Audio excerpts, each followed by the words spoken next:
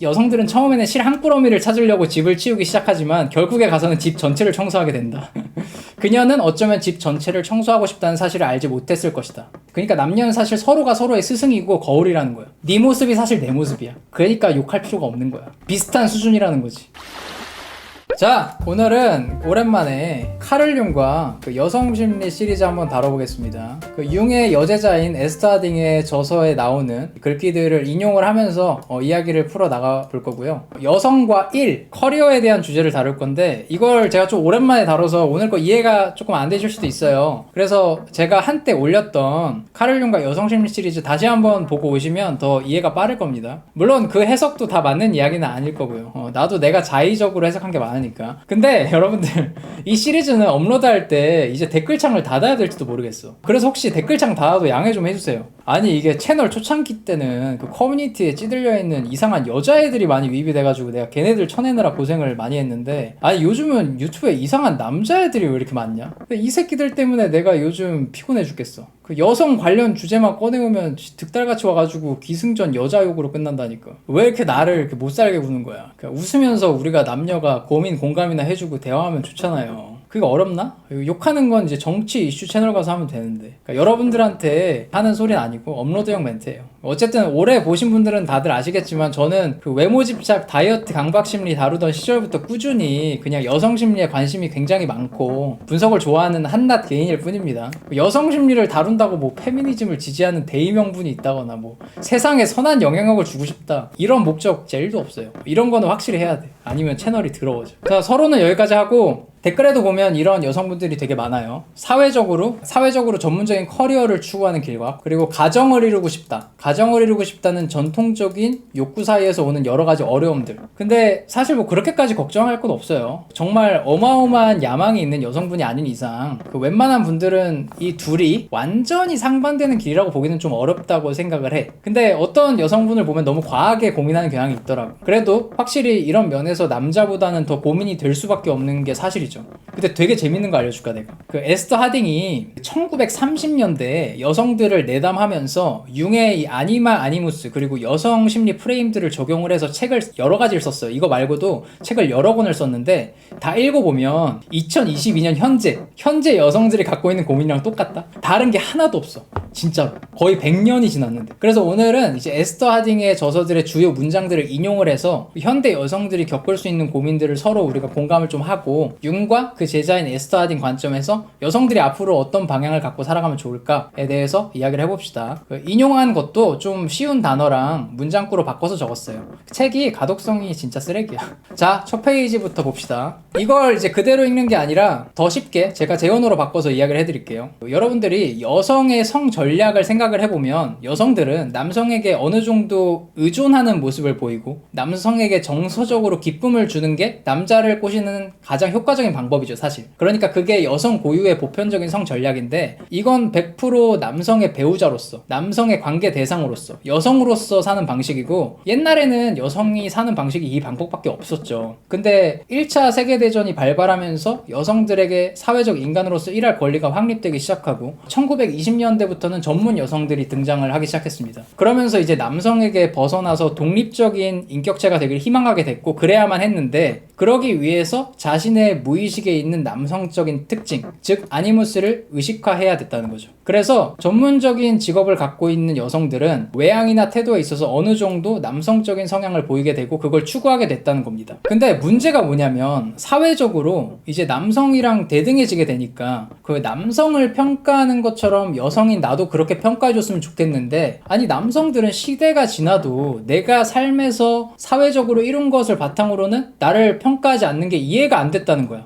나는 사회적으로 굉장히 성공했는데 나를 왜 그런 사회적인 가치로 평가해주지 않지? 이해가 안 됐다는 거예요. 근데 이에 대해서 에스터 하딩이 뭐라고 하냐면, 남성들이 여성의 가치를 판단할 때 그녀의 감각적인 특징, 에로스적인 요소, 그러니까 여성적인 요소 외에 다른 역량으로 여성을 판단하는 건 사실상 불가능하다고 이야기를 해요. 남자들은 여자를 그렇게 판단할 수밖에 없다고. 왜냐면 우리는 집단 무의식의 지배를 받고 있으니까. 집단 무의식이 뭐예요? 아, 나 글씨 못 쓴다. 아니마랑 아니무스도 집단 무의식이에요. 예를 들어 여성상의 일반적인 스테레오타입이 있죠. 그게 아니마고 남성상의 일반적인 스테레오타입은 아니무스죠. 역사적으로 축적된 일반적인 여성 그리고 남성의 모습, 그 경험과 이미지의 지배를 우리는 강하게 받을 수밖에 없으니까. 기대하는 게 있잖아. 이어서 말하면 여성들은 이제 남성들처럼 사회의 구성원으로서 살아갈 권리를 얻어내고 또 여성인 동시에 나를 위해서 이 교육이나 직업에 시간을 많이 투자하게 됐다는 거죠. 근데 문제가 하나 있다는 거예요. 여기에 시간과 에너지를 너무 투자하는 건 생물학적인 욕구를 충족할 수 있는 어머니와 아내로서의 삶에서 벗어나게 하는 경우가 많다는 겁니다. 왜냐? 집단 무의식의 관점에서 남성과 다르게 이 두 가지의 삶의 길은 정반대이기 때문이죠. 자, 이제부터 더 재밌는 내용이 나온다. 자, 제가 그 융과 여성심리 그리고 남성심리 시리즈를 한참 할 때 이런 말을 했어요. 남성은 무의식에 억압되어 있는 여성성인 아니마를 의식화해서 성숙하게 만들어야 되고, 여성도 무의식에 억압되어 있는 남성성인 아니무스를 의식화해서 성숙하게 길러야 된다. 그래야 진정한 나를 찾는 자기 실현에 가까워진다. 이게 그 뜻이죠. 그리고 이 여성성이 성숙해지는 단계는 크게 3단계라고 했어요. 순진한 단계, 복잡한 단계, 의식화 단계. 그때 여성의 경우 순진한 단계는 제가 뭐라고 했죠? 소녀 타입들, 아니마 여성이라고 하는데, 자기 무의식에 있는 남성성을 전혀 의식화하지 못하고 남성에게 투사함으로써만 자기 욕구를 충족한 여성이죠. 굉장히 여성스러우면 치중한 여성. 그리고 복잡한 단계는 딱 지금 우리 모습이에요. 어떤 여성은 이 두 가지, 남성적 가치와 여성적 가치, 이 균형을 잘 맞추면서 모든 걸 이루게 되지만, 또 어떤 누군가는 혼란을 겪거나 그렇게 되는 거죠. 이게 복잡한 단계예요. 3번째 의식화 단계는 좀 이따가 할 거고, 그러니까 에스하딩이 말하길 여성들은 이 단계를 거쳐서 여성성을 성숙하게 길러야 될 뿐만 아니라 남성적인 가치, 남성성도 이 3단계를 거쳐서 길러야 된다는 거지. 근데 이런 면이 있다고 합니다. 어떤 여성들은 사회적으로 성공하기 위해서 남성성을 의식화를 하는데, 자신의 남성적인 인격인 아니무스와 자신을 동일시하게 되는 경우가 있다고 해요. 그 카를 융은 항상 뭐 페르소나나 뭐 아니마, 아니무스 이런 원형들과 나를 동일시하는 걸 굉장히 경계하라고 하거든요. 근데 어떤 여성은 자신의 남성성인 아니무스와 자신을 동일시한다는 거야. 이게 곧 나야. 이게 어떤 여성이냐면, 제가 예전에 설명했던 나 졸라 센 여자야, 나 다른 여자랑 달라, 남자들 상대도 안 돼, 이런 식으로 미숙하게 자신의 강함을 과장해서 드러내는, 그러니까 누구보다 여성성을 열등하다고 여기는 여성의 유형인 거죠. 이렇게 되면 이런 여성은 여러 가지 상황에서 굉장히 독선적이고 공격적이고 그리고 지배적인 모습을 보인다고 합니다. 남성보다 더 폭력적인 방식으로.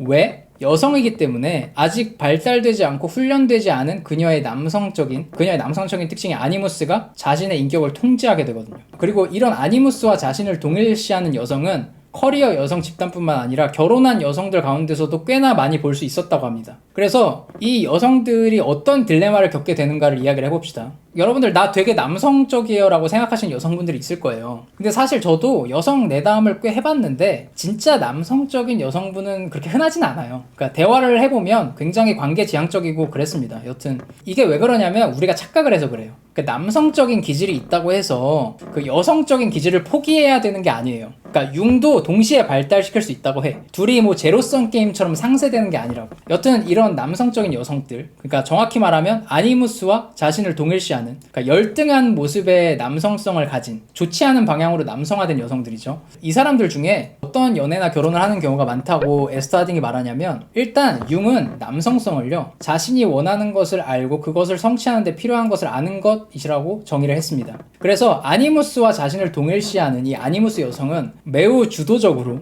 자신이 원하는 남자한테 직접적으로 다가가고 적극적으로 대시해서 그 남자를 잡는 데 성공을 해요. 왜냐면은 남성적이니까. 내가 원하는 걸 정확히 알고 그걸 성취하기 위해 노력을 하니까, 남자들처럼. 근데 이런 뭔가 여성의 직접적인 정복은 뭔가 어딘가 부족하고 다소 여성스러운 남성, 좀 우유부단하고 자기주장이 약한 남성만 끌어당기게 되는 경향이 있었다고 합니다. 뭔가 남성적으로는 어딘가 부족한 남성들만 엮이는 거지. 더 나아가서 이런 남성과 결혼을 하게 되면 그때부터 치마폭의 시대가 열리고 상대 남성은 그녀에게 지배를 완전히 당해서 애완동물화되는 경우도 꽤 있었다고 해요. 그래서 어딘가 모르게 공허하고 만족스럽지 못한 관계가 되는 거지, 여자 입장에서. 다 그렇다는 건 아니고요. 그러니까 아니무스와 자신을 동일시하는 여성의 경우에 그렇다는 거예요. 에스하딩이 뭐라고 하냐면, 사실 이런 아니무스 여성들은 오히려 자신의 성숙도를 위해서는 성숙한 남성성을 가진 충실한 남성과 결혼을 해야 된다고 합니다. 왜냐하면 그녀의 미숙한 남성성인 아니무스를 그 남성이 훈련시켜 줄 수가 있거든. 배울 수 있다고.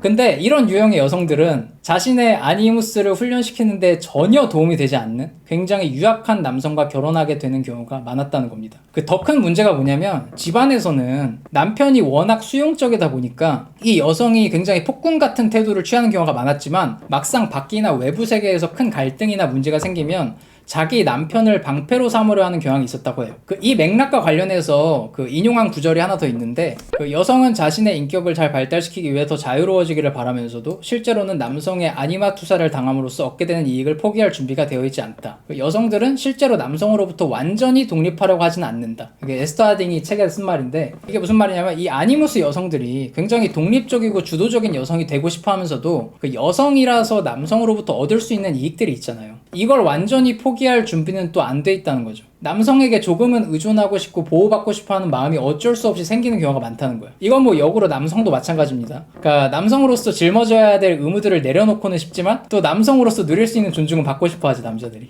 사람 사는 게 다 똑같죠. 그래서 제가 계속 설명한 그 아니무스와 자신을 동일시한 아니무스 여성에게 또 어떤 문제가 발생하는 경우가 있냐면, 저번에도 한번 설명을 했지만 처음에는 자신의 그런 커리어적인 성취, 이게 만족감을 줬는데 여성 고유의 관계 지향성 때문에 결국에는 자신의 외로움을 인식하게 된다는 거죠. 그래서 이제 나이가 먹고 결국 어떤 남성과 교제를 하고 만족감을 얻으려고 노력을 하는데 그때마다 남자들이 자꾸 뒤로 물러난다는 거예요. 왜? 남자 입장에서 왠지 모르게 그런 여성한테는 내가 지배당할 것 같고 또 나한테 굉장히 많은 것을 요구할 것 같다는 거죠. 그런 사회적 가치에만 너무 몰두하고 그 아니무스를 제대로 키우지 못한 남성적인 여성들을 남성의 시점에서 볼 때 그랬다는 거예요.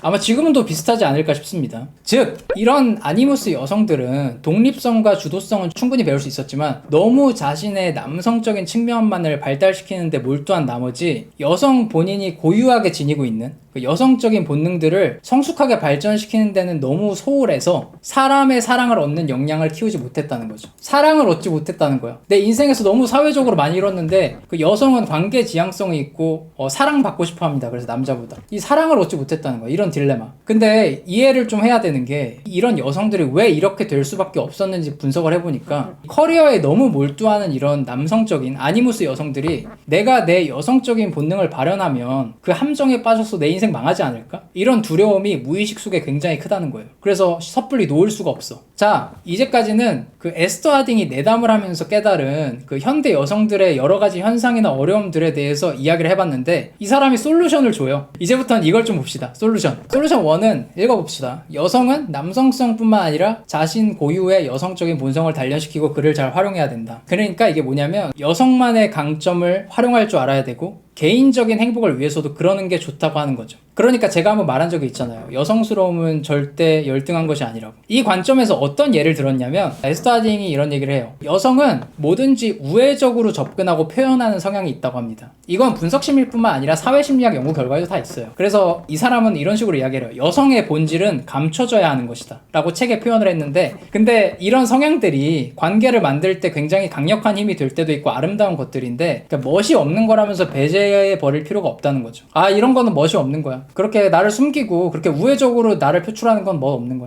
안 해. 이럴 필요가 없다는 거죠. 왜냐하면 때로는 그게 굉장히 강력한 무기가 되니까. 그러니까 모든 여성적인 가치들을 이런 식으로 적용해야 된다는 거예요. 이런 맥락입니다. 근데 이건 남성 또한 마찬가지입니다. 이게 졸라 웃겨. 남성 역시 남성 고유의 남성성, 남성적인 기질을 최대한 발달시키면서 또 자신의 무의식에 숨겨져 있는 여성적인 특성을 단련해야 된다고 해요. 이 사람이 뭐라고 하냐면 이걸 못하면 평생 유치한 방식으로 여자 꽁무니나 쫓아다니게 되고 멀리서 여성을 흠모만 하고 여성들 손바닥 안에서 놀아나게 될 거라고 합니다. 진짜 실제로 이런 표현을 해요, 책에서. 남성은 고유의 남성성을 기르는 동시에 자기 무의식에 억압되어 있는 여성성을 이해하고 의식화해서 단련시킬 줄도 알아야 된다는 거지. 절대 피해서는 안 되는 과제라고 역설을 해요.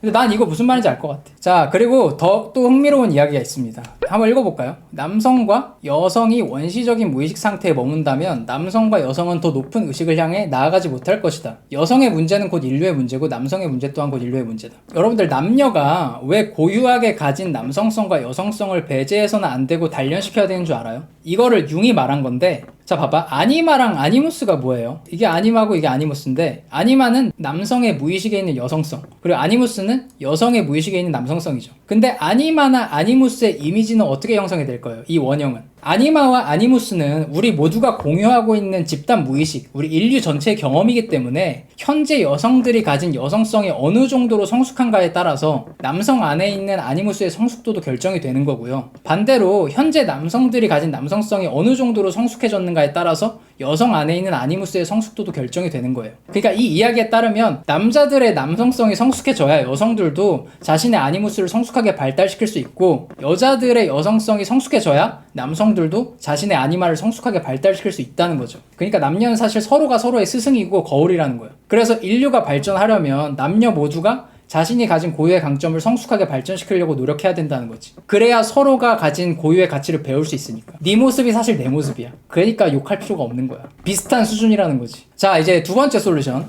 관계 지향성에 대한 목표 확립이라고 이렇게 적어놨는데, 이것도 되게 재밌어. 에스더 하딩이 말하길 여성들은 자신이 정말 원하는 바가 무엇인지 모르는 경향이 있다고 합니다. 아까 융이 남성성을 뭐라고 했죠?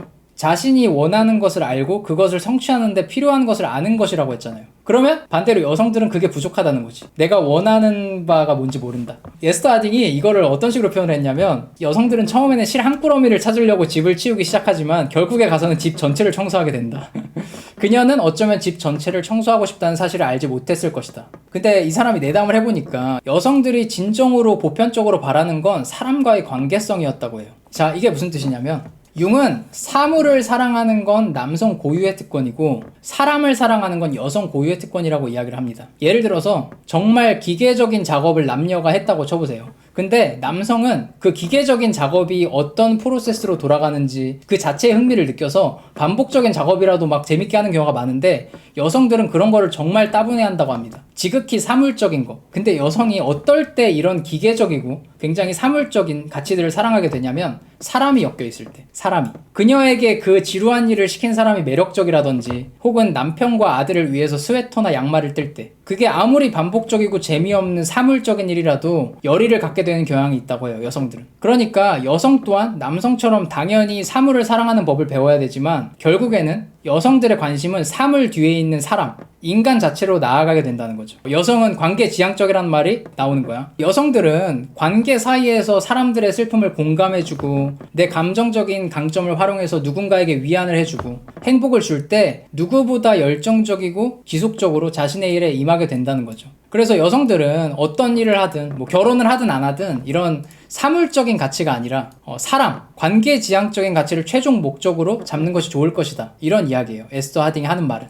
제가 예측하건대 이게 아까 말한 3단계 의식화 단계라고 합니다. 여성들의 최종 목적은 당신이 어떤 일을 하든 관계 지향성, 사람을 위해서 달릴 때 더 멋지고 행복하게 살아갈 수 있다. 이런 이야기예요. 아유, 어렵다. 그 융과 여성 심리에 대해서는 이제 다시 또 종종 다루겠습니다. 이게 뭐 그 요즘 많은 사람들이 싫어하는 남성성, 여성성 나눠서 다루는 거라 제가 하다가 스트레스를 받아가지고 안 했는데 그냥 하겠습니다. 뭐 10,000명이 봐도 100명이 도움되면 같이 있는 거지. 그리고 이것도 그냥 수많은 분야 중 하나잖아요. 네, 참고만 하세요.